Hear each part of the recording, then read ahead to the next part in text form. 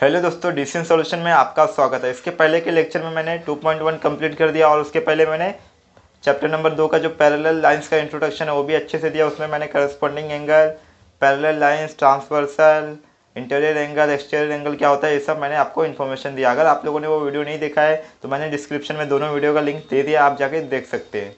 अभी इसमें स्टार्ट करेंगे हम लोग प्रैक्टिस सेट 2.2।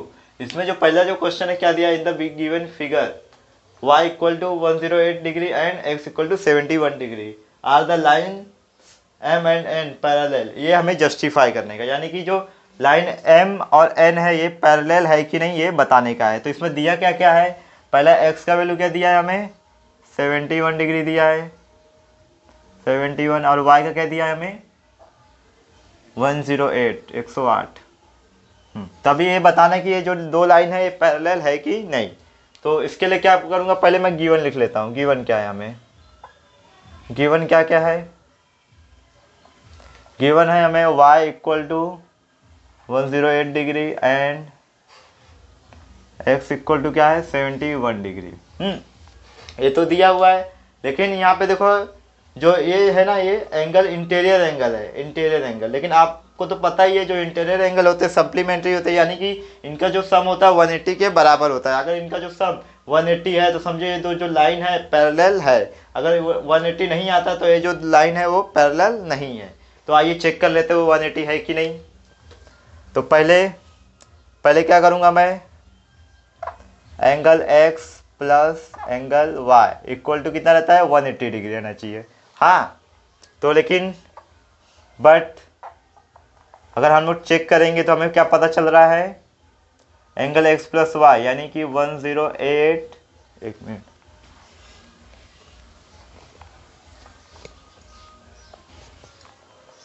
क्या है angle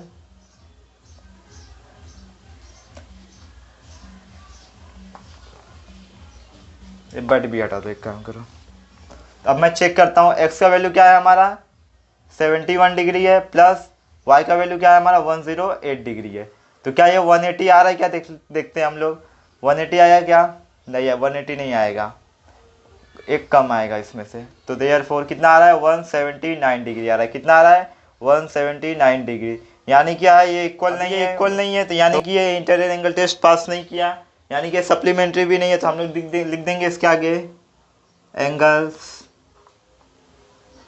x and y are not supplementary। अब ये सप्लीमेंट्री नहीं है, यानी कि ये पैरेलल लाइंस नहीं होगा। तो इसके आगे भी लिख देंगे हम लोग angle x and y are not satisfy the interior angle test. क्या, interior angle test for parallel line. क्या रहेगा, पैरेलल लाइंस। अभी इसमें क्या लिखा मैंने, angle x and y are not supplementary. क्यों सप्लीमेंट्री नहीं है, क्योंकि इनका जो सम है 180 के बराबर नहीं है। तो लिखा क्या, angle x and y are not satisfy रहेगा जो ना, satisfy the interior angle test for parallel lines. तो आंसर क्या रहेगा, therefore the line m and n are not parallel lines. हो गया, कंफर्म हो गया। क्वेश्चन नंबर 2 क्या बोल रहा है, in figure if angle A congruent angle B then prove that line L parallel line M. यानी कि अगर एंगल ए और एंगल बी यानी कि ये और बी कॉन्ग्रुएंट है एंगल दोनों, तो हमें ये प्रूफ करने का जो लाइन एल है पैरेलल लाइन एम है कि नहीं, यानी कि ये दोनों पैरेलल है कि नहीं ये प्रूफ करने का है। तो पहले तो मैं लिख देता हूँ गिवन क्या है हमारे पास, गिवन क्या है हमारे पास, angle A congruent to angle B. और प्रूफ क्या करने का हमें, टू प्रूव टू प्रूव, क्या प्रूफ करने का है, line L parallel to line M, ये हमें प्रूफ करने का। तो आ जाते हैं अपने सॉल्यूशन पे। देखो यहाँ पे अगर ये एंगल ये है, यानी कि मैंने क्या बताया आपको, वर्टिकली अपोजिट एंगल यहाँ पे क्या रहेगा इसका, ये रहेगा। हाँ, तो मैं इसे मान लेता हूँ अभी के लिए सी। और आपको तो पता ही है, मैंने पहले ही बताया, जो वर्टिकली अपोजिट होते हैं वो एक दूसरे के क्या होते हैं, कॉन्ग्रुएंट होते हैं। यानी कि ये दोनों एक दूसरे के कॉन्ग्रुएंट हो गए, यानी कि जो ये रहेगा, जो वैल्यू इसकी रहेगी, ये भी इसकी वैल्यू सेम रहेगी। कॉन्ग्रुएंट है तो मैं लिख देता हूँ यहाँ पे, पहले कंसिडर कर लेता हूँ, consider angle C as shown in figure. हाँ, अभी एंगल सी किसके बराबर है, एंगल ए किसके बराबर है, एंगल सी के। क्यों? क्योंकि ये वर्टिकली अपोजिट है।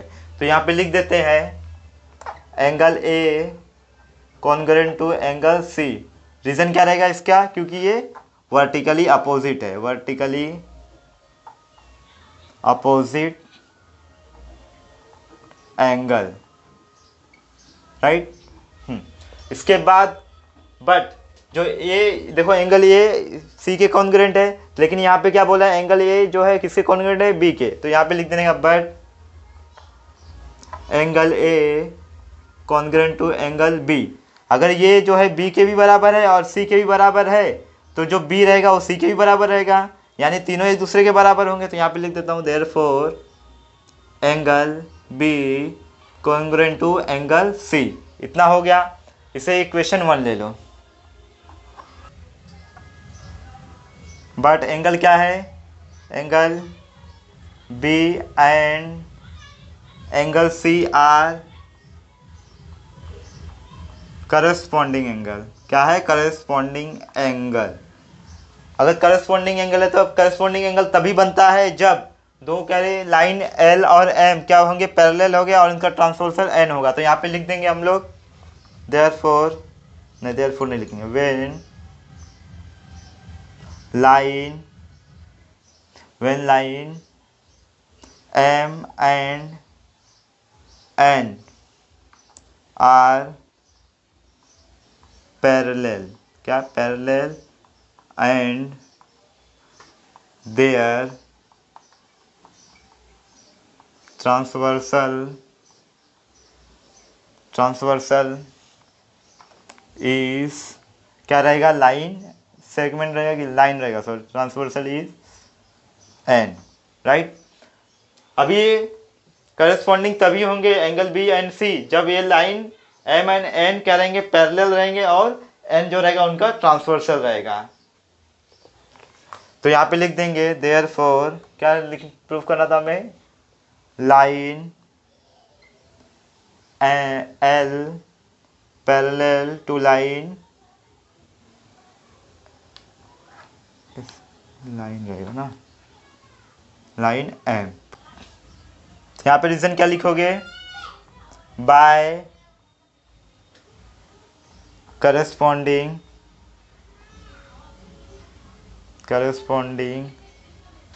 Angle test, corresponding angle test.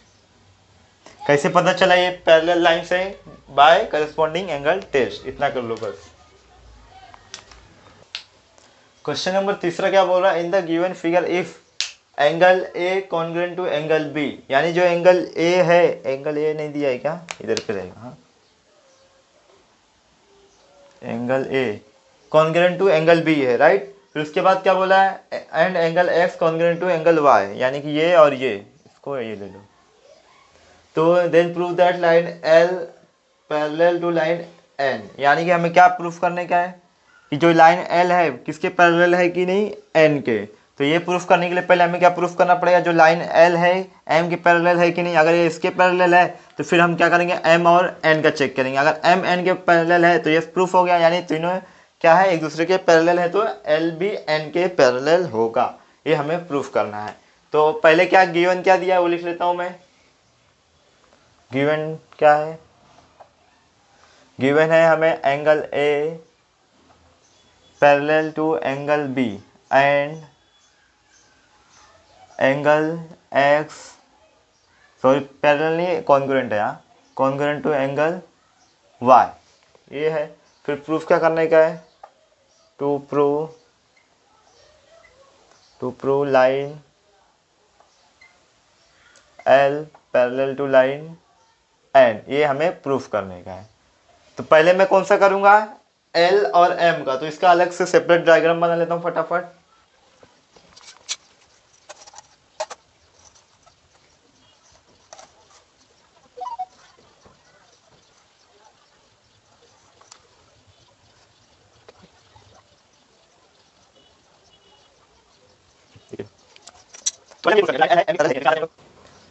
अभी यहाँ पे देखो, जो एंगल ए है एंगल बी के क्या है, करस्पॉन्डिंग एंगल है। क्यों, क्योंकि देखो जब एल और एम क्या है इसके पैरेलल रहेंगे, तो और के इसका ट्रांसवर्सल रहेगा, तो ये क्या हो जाएंगे, करस्पॉन्डिंग एंगल हो जाएगा। तो वही मैं लिख के बता देता हूँ, पहले क्या दिया हुआ लिख लेता हूँ। एंगल ए जो है कॉन्ग्रुएंट टू एंगल बी है, ये गिवन है, राइट, ये गिवन है हमें।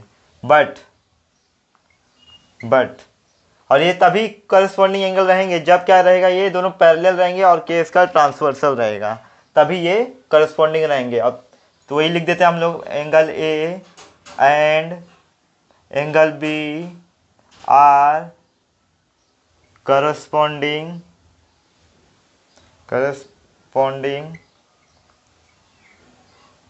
Angles on line M and line N, line M and line N when line K is their transversal, क्या रहेगा, ट्रांसवर्सल।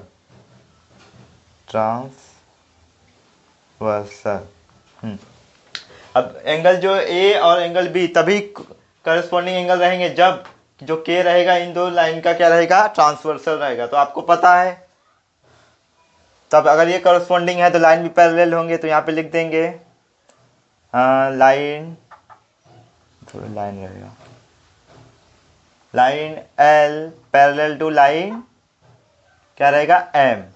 ये कैसे पता चला हमें, बाय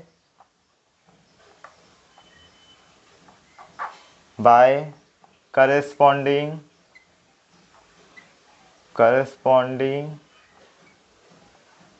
एंगल टेस्ट,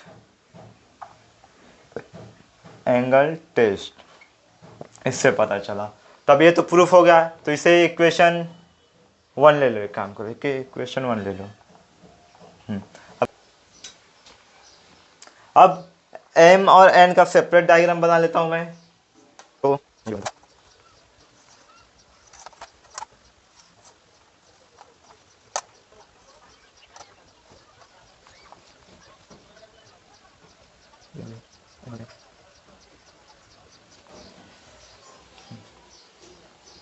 इतना हो गया। अब इसमें क्या दिया है, एम और एन में जो एंगल एक्स और एंगल वाई है क्या एक दूसरे के कॉन्ग्रुएंट है, ये भी दिया हुआ है, तो ये लिख लेता हूँ पहले। Now angle x congruent to angle y, ये क्या है हमारा गिवन है, ये भी ऑलरेडी। बट अब यहाँ ध्यान से देखोगे तो आपको पता चलेगा कि देखो ये अल्टरनेट एंगल बन रहा है। मैंने आपको बताया था जो z रहता है ना, z ऐसे बनता है, यहाँ पे अल्टरनेट एंगल बनता है। देखो यहाँ पे भी ऐसे z बन रहा है, तो ये अल्टरनेट एंगल होता है, और अल्टरनेट एक दूसरे के कॉन्ग्रुएंट होता है, और तभी होता है जब ये दो क्या रहेंगे, पैरेलल रहेंगे और उनका एक ट्रांसवर्सल रहेगा। तो अभी ये लिख देता हूँ, but angle x and angle y are alternate angle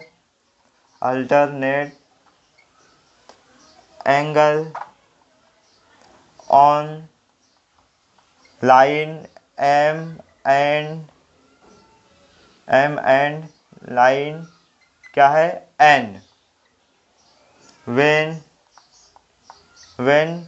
P Q, इसे पी क्यू मान लेता हूँ मैं, इस सेगमेंट को पी क्यू मान लेता हूँ, तभी ये इसका ट्रांसवर्सल हो जाएगा। Segment P Q is the transversal, क्या, ट्रांसवर्सल क्या हो जाएगा, इसका ट्रांसवर्सल हो जाएगा, राइट।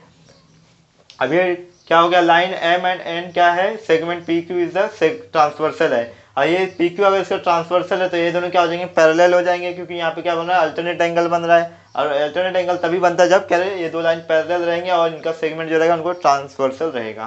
तो अभी लिख देता हूँ आगे, therefore line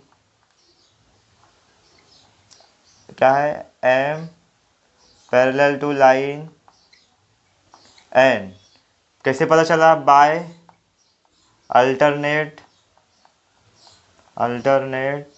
angle test, alternate angle test. इसे इक्वेशन 2 ले लो।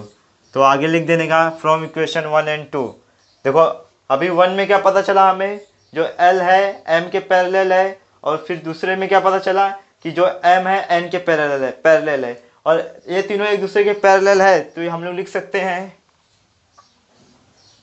इधर नहीं लिखने का, देयरफॉर लाइन, पहला क्या है L पैरेलल टू लाइन, फिर क्या है लाइन M है, फिर पैरेलल टू लाइन क्या है N है।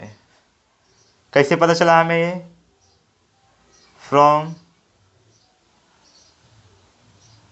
Equation 1 and 2। इक्वेशन 1 और 2 से हमें पता चल गया कि ये तीनों क्या है, पैरेलल हैं। देयरफॉर दैट इज लिख देने का, दैट इज, और ये तीनों पैरेलल हैं तो लाइन L और N भी पैरेलल होगा। लाइन इधर N आ गया, इधर N है, लाइन क्या रहेगा, L parallel to line N, यही हमें प्रूफ करना था।